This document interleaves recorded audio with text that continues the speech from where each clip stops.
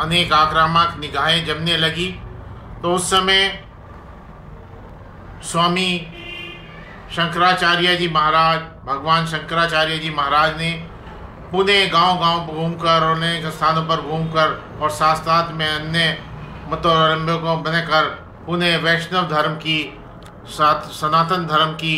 पुनः स्थापना की। और वही पुनः स्थापना का सार यही था कि आप शास्त्र तो साथ रखें लेकिन शस्त्र भी साथ रखें, क्योंकि कुछ लोग जो है वो मात्र अपने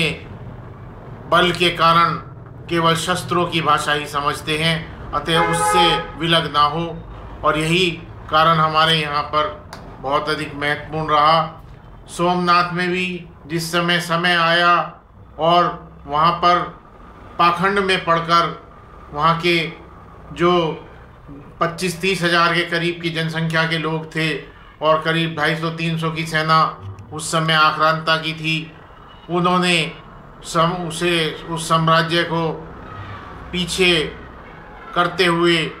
उस बात को पीछे रखते हुए कि हमें शस्त्र धारण करना चाहिए, यदि वो चाहते तो एक ईंट के और पत्थर को उठाकर उन्हें भगा सकते थे, लेकिन उन्होंने मंदिर लुटवा दिया और अब पराजय का सामना किया। तो ऐसी अंधी अहिंसा का कोई महत्व नहीं होता। जिन महात्मा गांधी पर आरोप लगाया जाता है कि वो अहिंसावादी थे, वास्तव में वो अहिंसावादी थे और महान्यायवादी और बहुत महान आत्मा थे। उन्होंने सदैव ये कहा कि एक सेना की ज़रूरत भारत को होगी, एक सेना की ज़रूरत भी भारत को होगी, एक स्वतंत्र भारत को भी उसे रखना होगा, लेकिन वो आक्रामक सेना किसी विश्व विजेता की सेना के रूप में ना होकर भारत की रक्षक सेना के रूप में होगी, ताकि हम किसी विपत्ति काल पड़ने पे उसके बारे में हम अपनी बातों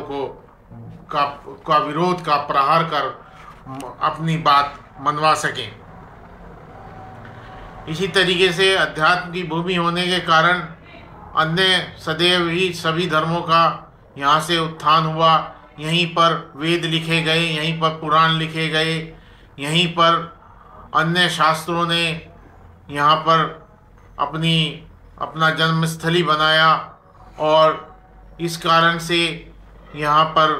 आज भी बहुत अधिक महत्व है। इस कर्मस्थली में महत्व है इस बात का कि भारत एक अध्यात्म की भूमि है। हमारे यहाँ से यदि वर्तमान काल में हम देखें तो स्वामी श्रील प्रभुपाद जी गए, और जब वो अमेरिका के अंदर थे, उनके पास कोई धन या कोई व्यवस्था नहीं थी, वो हरे राम हरे कृष्ण का जप कर रहे थे।